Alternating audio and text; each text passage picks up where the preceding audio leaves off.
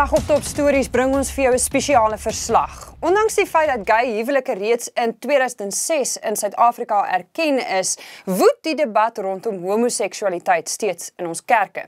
In aanloop tot die NG Kerk se algemene sinode in Oktober het die debat onlangs weer opgevlam toe die kerk se algemene moderator, professor Neerlis Niemand, gesê dis hoogtyd dat die huwelike van gay paartjies met die seën van die kerk voltrek moet word. Maar talle lidmate en kerkleiers verskil. Jurg Slabbert het hierdie spesiale verslag saamgestel. Gay huwelike in Suid-Afrika is in 2006 gewettig. Byna 'n dekade later sê Dominee André Miller dat hy nog nie veel verandering in die kerk ervaar het nie. Miller is die stigter en hoofleraar van die Reformerende Kerk wat in 1992 gestig is om uit te reik na gay Christene. Tydens 'n onlangse onderhoud op RSG se oggendprogram Monitor het Miller die vraag beantwoord wat vir vele Christene sentraal tot hierdie kwessie staan. Wat sê die Bybel oor gay mense? Jong, die skrif sê niks pertinent daaroor nie. In die sin van dat die skrif praat nie oor gay wees soos wat ons dit vandag verstaan. Dat twee mense tot mekaar aangetrokke voel en in 'n liefdesverhouding wil leef nie. Die Bybel sê niks daaroor nie. Wat die Bybel wel oor praat is afwysing van afgodsdienstpraktyke, teen aggressiewe optrede, teen prostitusie. Dit is waar in die Bybel gekant is. Maar nêrens sal jy 'n voorbeeld kry van twee mense wat mekaar as gelykwaardig beskou en wat mekaar liefhet en in 'n liefdeskonteks met mekaar wil saamleef nie. Maar nie almal lees die Bybel deur dieselfde bril nie. Die ondervoorsitter van die Universiteit Kaapstad se studenteraad, Zizipo Pai, het na aanleiding van die Amerikaanse Hooggeregshof se besluit om gay huwelike daar te wettig, 'n omstrede inskrywing op haar Facebookblad gemaak. Sy het geskryf: "We are institutionalizing and normalizing sin. Sin, may God have mercy on us." Haar inskrywing het teenkanting sowel as ondersteuning uit verskeie oorde gekry. Sy het die ondersteuning van politieke partye soos die ACDP en ook Dr. Isak Burger van die AGS. Burger meen dat gay mense nie verdraagsaam is nie en dat Pai hiervoor gekruisig word. Ons vind daar 'n uitdrukking wat ek wil nie veralgemeen nie, maar wat jy dikwels kry vanaf die kant van die gay en lesbier bewegings dat daar terwyl hulle self roep om verdraagsaamheid en die kerk aankla van onverdraagsaamheid, dat ons 'n geweldige hoë mate van onverdraagsaamheid kry. So ons gun elke persoon sy standpunt. Maar die feit is dat ons as kerk, die AGS en ek dink die meeste Christene in Suid-Afrika het 'n oortuiging uit die Bybel wat nie inpas by die liberale superhumanistiese oorwegings en standpunte wat daar nou is nie. En al wat ons vra is, kom ons respekteer mekaar se standpunt en die reg van persone en instansies om hulle standpunt te huldig met respek teenoor ander sonder benadeling teenoor ander. Die effek wat Pai se uitlating op die gay gemeenskap het, deur na hulle as sondaars te verwys, polariseer die gemeenskap nog meer, vertel Matthew Clayton van die menseregteorganisasie Triangle Project. She is an elected official who is supposed to be a representative of students at that university. So, even at UCT, which is going to be one of the most affirming, welcoming places for LGBTI people, for something like that to come out, it really does send a really negative message. You create a space where people can say whatever they want and call people immoral and call them sinful and pretend that that doesn't have a deeper effect.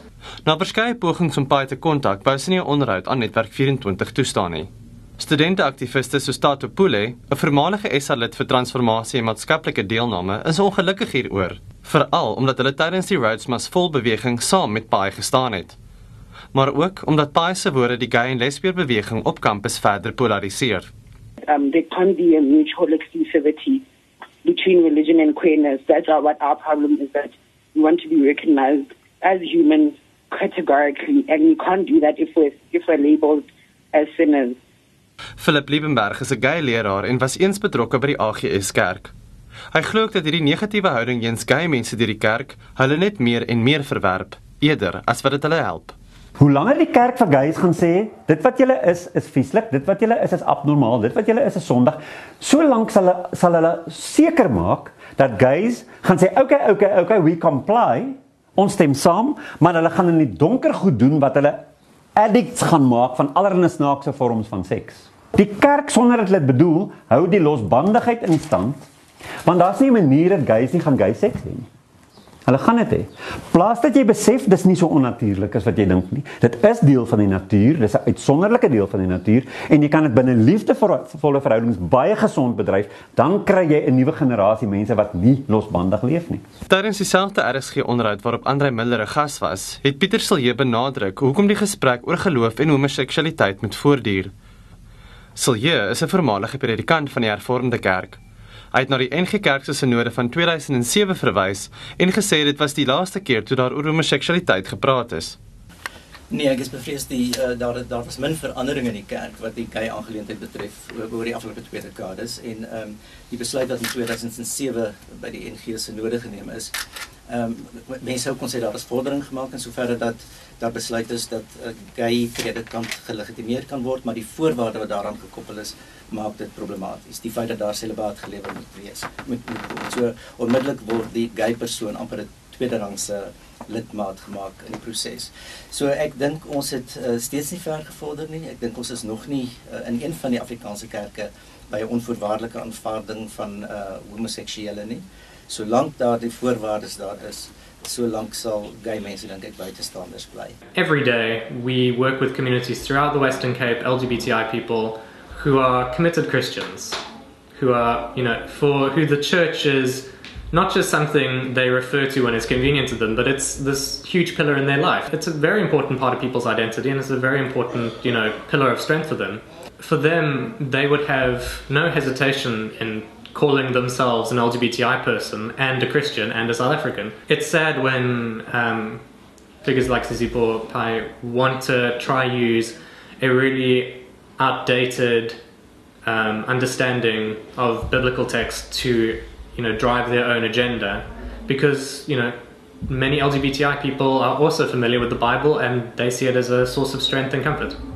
So wat is die verskil tussen haatspraak en vryheid van spraak? So dit gaan daaroor wat sal 'n redelike persoon dink, wat is jou bedoeling met die uitspraak? Is dit om in 'n werklike debat te tree of is dit om ander mense te krenk, keer te maak, te na te kom, geweld teen hulle aan te hit? As dit die bedoeling en dit is op grond van jou geslag, of jou seksuele oriëntasie of jou ras, dan is dit haatspraak en dan is De Vos meen dit raak 'n ingewikkelde saak wanneer 'n mens kyk of 'n kerk kan diskrimineer op grond van iemand se seksualiteit. Ja, want mense het godsdienstvryheid en mense het vryheid van spraak en jy het ook 'n reg om nie teen gediskrimineer te word nie. So daar's 'n botsing hier tussen jou reg om nie teen gediskrimineer te word nie en die reg van die kerk om teen jou te diskrimineer. So as 'n kerk teen jou wil diskrimineer op grond van jou seksuele oriëntasie en hulle sê, en dit is die kerk se leerstelling dat dit godsdienstige vereiste is, dan sou ek sê die hof sou jou waarskynlik sê dit is aanvaarbaar. Maar dit moet deel wees, 'n inherente deel van die geloof wees. Dit kan nie net 'n praktyk wees of jou persoonlike opinie wat jy so met 'n sneersaltjie geloof toesmeer. Pieter Silje pleit dat die NG Kerk tydens vanjaar se algemene synode in Oktober oor hierdie sensitiewe onderwerpe moet gesels, om moontlike skeuring in die kerk te voorkom, soos wat die geval met die Hervormde Kerk was. En 'n mens hoop net die NG Kerk en die moed van hulle oortuiging om die gay aangeleentheid weer op die agenda te plaas te druk, want ek dink daar kan die vrees bestaan dat die kerk kan skeur as gevolg van iets wat so verdelend en so polariserend is. 2 jaar gelede het die Hervormde Kerk geskeur oor wat ek glo meer 'n rasgedrewe aangeleentheid was, maar die gay storie het ook iewers in die agtergrond gehuiwer.